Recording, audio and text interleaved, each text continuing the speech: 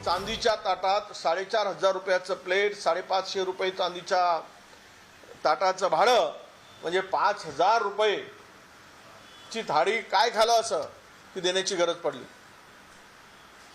यामध्ये थोडी तरी शेतकऱ्याप्रती, गरिबांच्या प्रती जोराचा कणव दाखवली असती तर जनता तुमच्या पाठीवर आशीर्वादाची थाप दिली असती, डोक्यावर आशीर्वाद दिला असता. पण ते काही यांच्याकडून होत नाही.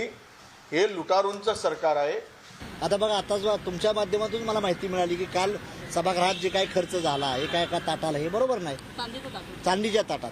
आणि तुम्हाला इकडं शेतकऱ्याला पैसे द्यायला नाहीत, मोठमोठ्या बिल्डरला, उद्योगपतीला पैसे माफ करायला तुम्हाला पैसे आहेत, आणि तुम्ही फार सळसूतपणानं बोलणार की आम्ही असं करतोय तसं करतोय. तर हे सरकार हे भांडवलदारांचं सरकार आहे.